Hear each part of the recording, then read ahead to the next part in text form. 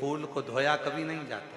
जैसे ही डाली पे से फूल टूट के आया तुम भगवान को चढ़ाओ, पर फूल को घर में लाने के बाद तुम धोगे, पानी छीट कर साफ करोगे और फिर भगवान को चढ़ाओगे तो समझ लेना फूल भगवान स्वीकार नहीं करे। फालतू की बात। जैसा है वैसा देव, तुम्हारे जैसे नहीं।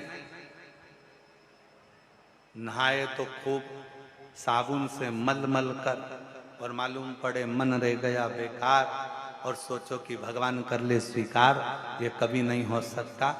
फूल और मनुष्य एक जैसा होना चाहिए कि फूल जैसा दिया वैसा भगवान को दिया। इसमें स्नान नहीं कराना, उसी तरह मन भगवान ने जैसा दिया वैसा भगवान को प्रदान कर दो, वो उसका।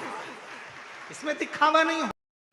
कई लोग कहते हैं गुरुजी हम घर से पानी भर के लेके जाते हैं। अब किसी ने कहा गुरुजी घर से पानी लेकर जाते हैं, मटके का पानी है, नल कभी कभी नहीं आता, कभी कभी लाइट नहीं रहती तो बोरिंग से नहीं भराता, हमारे घर में रखा हुआ पानी तो बासी हो गया।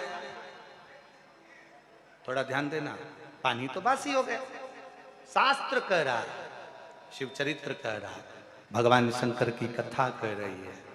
वायु, अग्नि, जल, पृथ्वी, आकाश कभी बासी नहीं होता, वो हमेशा ताजा की ताजा ही रहता है।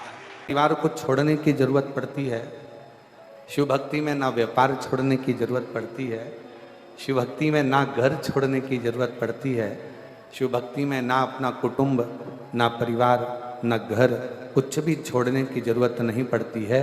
शिव भक्ति में तो केवल अविश्वास को छोड़ दो और विश्वास को पकड़कर तुम अपने कर्म में लगे लगे भगवान का भजन करो, शिव की प्राप्ति हो जाए। कभी कोई परिक्रमा, कभी भी कोई परिक्रमा खाली हाथ कभी मत करो, कभी। तुलसी जी की परिक्रमा कर रहे हो, हाथ में भले जल का पात्र रख लो। किसी वृक्ष की परिक्रमा कर रहे हो, अपने हाथ में कोई दाना रख लो। कोई परिक्रमा कर रहे हो, अपने हाथ में कोई अगरबत्ती, कोई धूप बत्ती, कोई मालिका रख लीजिए, कोई दीप रख लीजिए, कोई सामग्री रख लीजिए। कोई परिक्रमा खाली हाथ कभी नहीं करना चाहिए। अगर मंदिर में बैठकर पंचाक्षर मंत्र जप रहे हो, षडाक्षर मंत्र जप रहे हो, तो थोड़ी देर अपने हाथ में एक बेलपत्र को भी रख लिया करो। बेलपत्र।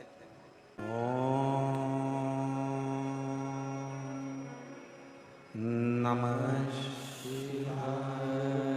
उस बेलपत्र को हाथ में रखकर दोनों हाथों से वंदन कर कर, खाली हाथ नहीं, दिल से प्रार्थना करते हुए, हृदय से विनय करते हुए, निवेदन करते हुए, दिल से प्रार्थना करते हुए, फिर उस बेलपत्र को अपने हृदय की कामना कर कर, विनय कर कर, निवेदन कर कर शिव जी को समर्पित करो, भगवान शंकर को चढ़ाओ। फिर भगवान शिव को वो बेलपत्र समर्पित करो, शंकर जी को वो बेलपत्र चढ़ाओ।